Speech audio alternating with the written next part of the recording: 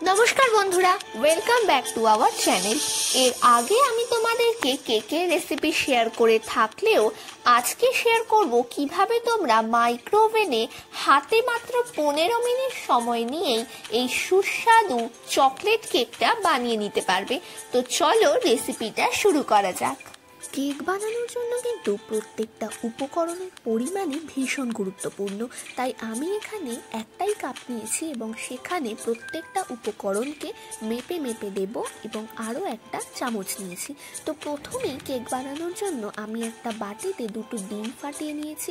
এরপর ওই কাপেই মেপে আমি হাফ কাপ মতো গুঁড়ো চিনি ব্যবহার করেছি, আর দিয়ে দিয়েছি কিছুটা পরিমাণে সাদা তেল এবং হাফ চামচ মতো ভ্যানিলা এসেন্স। এবং আমি আবারও ওই কাপেই মেপে 3 কাপ মতো ময়দা দিয়েছি। তারপর দিয়ে দিচ্ছি 3 টিস্পুন কোকোয়া পাউডার এবং হাফ টিস্পুন বেকিং পাউডার।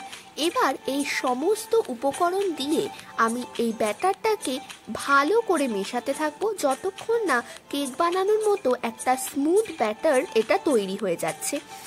এরপর একটা মাইক্রোসেভ কাঁচের বাটিতে সামান্য সাদা তেল ব্রাশ করে এই ব্যাটারটা এর ওপর ঢেলে দিয়ে 2-3 বার ট্যাপ করে নেব যাতে ব্যাটারটা বাটিতে ভালোভাবে সেট হয়ে যায়। এরপর মাইক্রোওয়েভ ওভেনটা অন করে প্রথমে আমি এটাকে 180 ডিগ্রি সেন্টিগ্রেডে 3 মিনিট টাইম দিয়েছিলাম, কিন্তু আমি যখন 3 মিনিট পর এটাকে ডিমোল্ড করলাম তখন দেখলাম কেকটা রেডি হতে এখনও একটু বাকি আছে, তাই আমি পরে আরও 12 মিনিট টাইমার দিয়েছিলাম। টোটাল 15 মিনিট পর আমি কেকটাকে মাইক্রোওভেন থেকে বার করে নিয়েছি এবং একটা ছুরির সাহায্যে গেঁথে দেখে দিলাম যে কেকটা ভালোভাবে হয়েছে কিনা। একটু ঠান্ডা হয়ে যাওয়ার পর আমি এটাকে ডিমোল্ড করে নিলাম এবং মেল্টেড চকলেট দিয়ে ওপরে গার্নিশ করে নিলাম।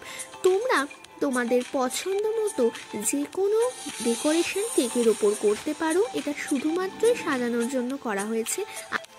মেল্টেড চকলেট দেওয়ার পর আমি ওপর থেকে জেমস দিয়ে এটাকে ডেকোরেশন করে তোমাদেরকে কেটে দেখাচ্ছি। দেখো, খুব সুন্দর একটা স্পঞ্জি মাত্র 15 মিনিটে একটা দুর্দান্ত চকলেট কেক রেডি হয়ে গেল।